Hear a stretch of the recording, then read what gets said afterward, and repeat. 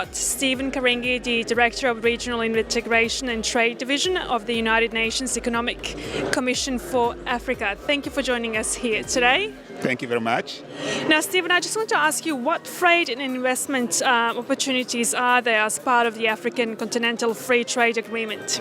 So the AfCFTA, or the African Continental Free Trade Area, is actually an agreement that is going to open and create one market within the continent. So Africa, population of 1.3 billion people, the economic size now $2.5 trillion. So you can already see the consumers, the number of consumers that the AfCFTA is creating as one market. We've looked at what it means to bring down the tariff barriers. Just by bringing the tariff barriers, it will be possible to categorize a 25% increase in intra-African trade. Now, the most important thing to note about this creation of intra-African trade is the fact that most of that is actually going to be in the value-added goods, mainly in the area of agro-foods and also in the area of manufacturing. And we know that there are a lot of jobs that happen. There are more sustainable jobs in manufacturing, in value addition, than if you are just taking things and digging them out. So when you come to the issue of investments, the private sector is actually critical to the driving of this manufacturing and this value addition. So this creates a lot of investment opportunities for those who want to play in this big market. Now, those investment opportunities, not just in the production of goods, but also the services that go with in terms of moving these goods from one country to another, but also the services inputs that go into the manufacturing process itself or in the industrialization process itself. So the trade and investment opportunities for within the continent are huge. And I think Africa is actually looking for both international FDI and intra-African FDI. Yeah. Tell us, how can we boost and support the logistics scene in terms of the modes of transportation as part of this? So first of all, in terms of the logistics scene, we have to deal with the question of the infrastructure itself. So be it additional road corridors, in terms of improving the ports, improving the airports, that has to happen. Now, so you need investments in terms of building this hardware, including the digital hardware, because you need digital for the logistics to be efficient. Once you do that, you need the equipment, be it the trucks, be it the wagons, be it the vessels, be it the aircrafts. You will need that in terms of to be able to move things around. But that again will not be optimal unless you deal with the regulatory regime that will allow a truck to operate from east to west, from north to south, or a plane to be able to move from any airport, stop in any airport within the continent. So the African governments are basically under the AfCFTA opening up these services. They are also looking at the question of competition policy. They are also looking at how do you optimize this with what we call the single African air transport market. So all these are going to be critical to the realization of the logistics. But let me finish by saying this. You will need, it's important for the investors to know that the services sectors in the continent are being opened up. So the AfCFTA is not just about goods, it's also about the services sector's liberalization. And transport is one of those first 5 sectors that the opening up is taking place. And are the operators ready for this change?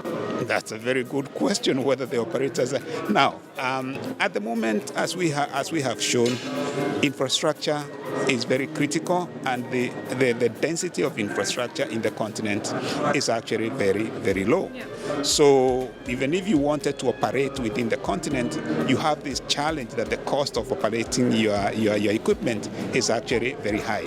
So I would say operators are ready. The operators see the opportunities opportunities. Unfortunately, they cannot optimize on those opportunities until you address the things that I have just mentioned, build the hardware, and at the same time remove the software regulatory issues that are making difficult for them to operate. So goods are moving across the continent today, but there are a lot of pain points, and the AfCFTA agreement is actually working on dealing with these pain points, so that these operators, when they come to a border between country A or country B, they don't have to worry about all those questions that are asked. Where do you want to move from, and what are you carrying? Because we will have systems for trade facilitation that allow logistics to operate efficiently. Stephen, just a little side question, I guess. Do you keep an eye on the other countries or continents, such as Australia, and the way that they move goods from A to B and their logistics network and regulations? Do you try to look at that as an example to follow?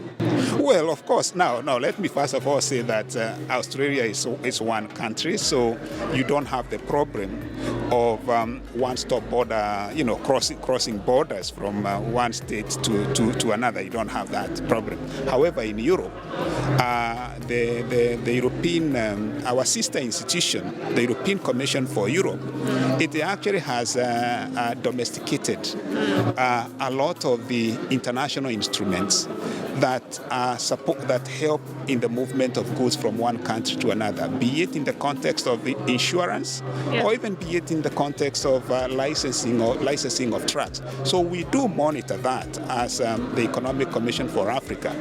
Now, that's the first point. The second point is that the trade facilitation agreement at the WTO is actually the template that was used when it came to dealing with the annex of the trade facilitation agreement in the AfCFTA. And so most of the best practices, so to speak, in the international trading regime have been captured in the AfCFTA. Lastly, as the Economic Commission for Africa, we work with the other regional commissions, including UNCTAD, to do a survey on trade facilitation in the 5 regions of the world.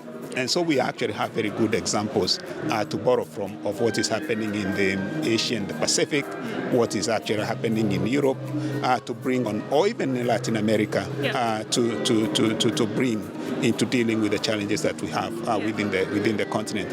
And then, of course, as we don't talk just about the challenges, I think the opportunities in the continent outweigh the challenges. So what we need to do is to focus and put all our energies on these opportunities. For sure. Well, thank you so much for explaining all of that to us. Thank you so much. It was a pleasure meeting you here in person. Thank you so much. Thank you for the opportunity. Thank you.